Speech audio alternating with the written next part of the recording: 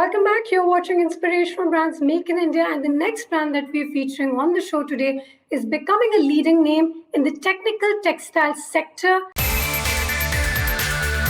Established in 1976, Garhwari Technical Fibers is one of India's leading players in the technical textiles sector.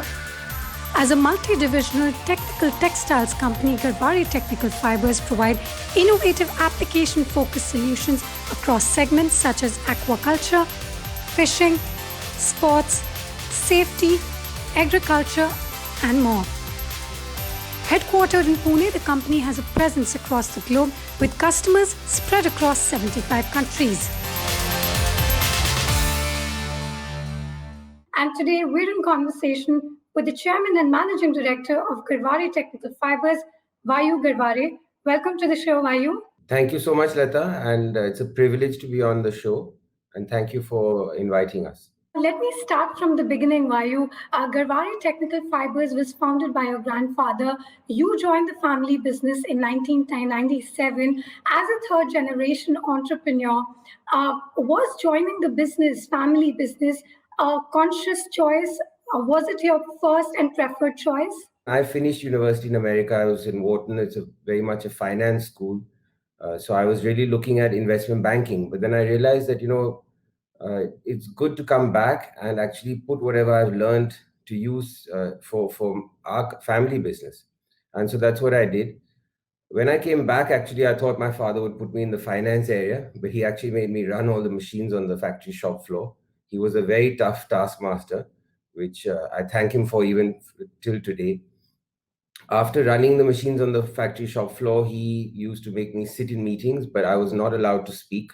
I had to write all my questions down and then ask at the more appropriate time and try and find solutions to some of the problems. And then after learning the production part, I was actually out in every single market trying to understand the applications and how our products work in the applications. And that tough grounding actually has really helped for me to understand how our products can work in our applications, how can we innovate, how can we make them better. And that has been a godsend for me. So I always thank my father for that tough start. Great. So now tell me, Vayu, from the time you joined the family business, or even before that, at a time when your father and grandfather were at the helm of the organization, how do you think the business has evolved from the time you joined? We are a business-to-business company. All of our customers are businesses in their own way. So be it a very small fisherman or a farmer in India, or be it a large global aquaculture company in Norway, at the end of the day, they work for their profit. And it is our job to make sure that the products that we provide them and their investment in our products gives them a higher return. And we realize that the best way for us to do this is really to innovate, to keep on delivering better value. But for that, we really needed to understand how our products work in their application. And that was a very big shift in our company's culture and organization. So this change shifted our trajectory over the last so many years. Vayu, your company caters to different segments across industries, and to mention a few: aquaculture, sportsnet, agriculture, geotextiles, and so on. Could you give us a sense of your product portfolio and your client portfolio? Also, what are your key differentiators from other players in the market? We are now operating in almost 75 countries around the world. We sell to customers around 75 countries around the world.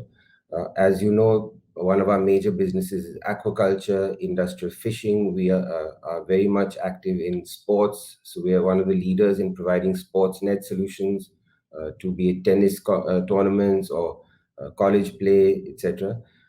We work in agriculture, so what is called protected farming, where we help to increase yield and reduce the need for water and maintenance in protected farming structures.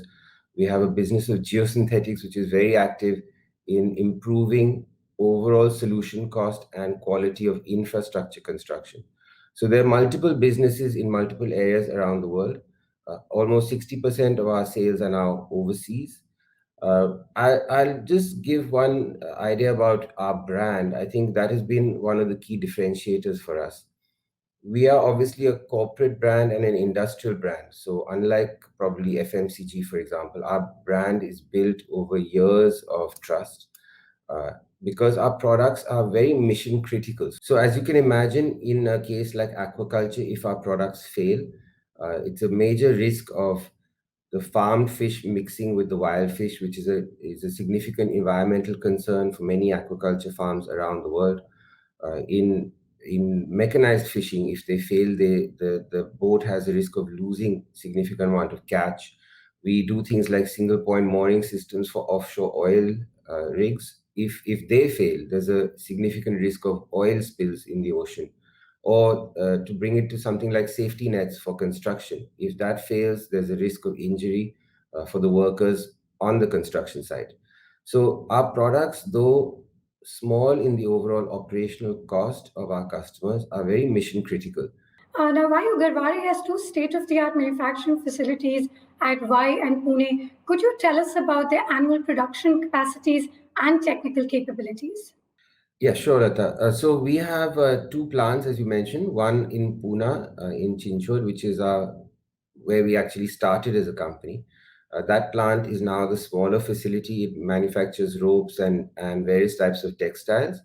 The Y facility in Satara is now the larger facility. There we employ about 4,000 people. One of the things with us is because of the multiple verticals we operate in and the very customized products that we have, we run about 20,000 different varieties of product. And every month, each plant runs approximately 4,000 different SKUs.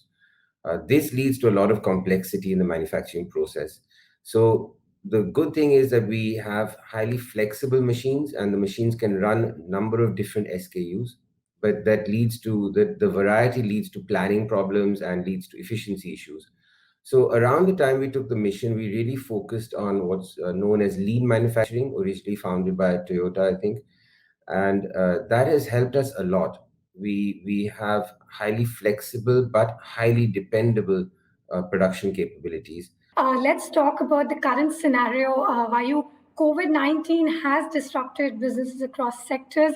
What changes have you brought about in the company at this time as far as quality, innovation, and production are concerned?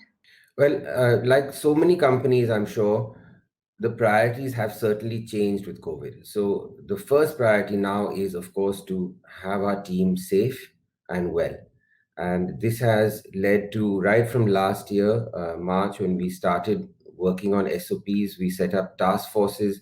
These task forces every morning review every SOP, and with a lot of discipline. So we are working very hard to try and ensure that all our team are safe.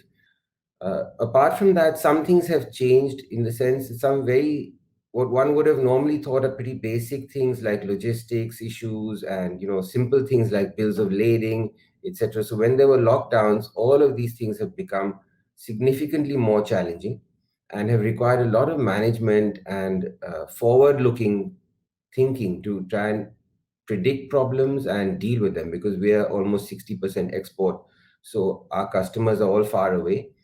But I must say, I really thank the trust the customers have put in us.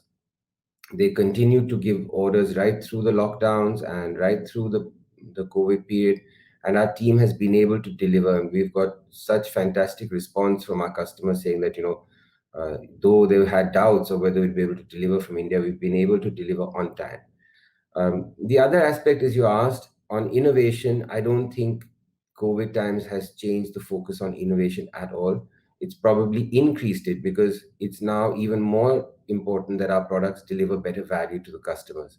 So the R&D team has been working despite, again, issues of labs being closed and various other challenges, but the R&D team has been working very hard to maintain the innovations and keep on adding to the pipeline, which they've been successful so far.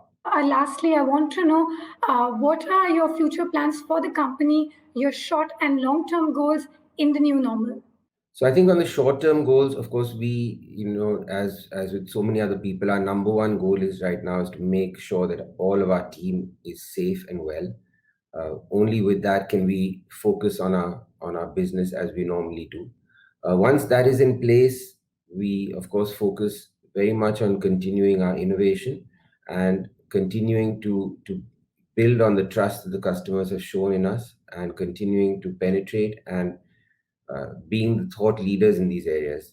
That is the key for us in terms of long term as well. We want to be the leaders in each of the businesses we are in globally, and be the thought leaders in these areas as well, delivering value far beyond anyone else, and delivering value that doesn't put us in line with, so to speak, competition.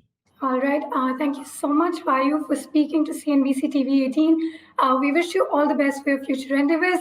Well, that's all we had for you in this episode of Inspirational Brands Make in India. For more updates, keep watching CNBC TV 18.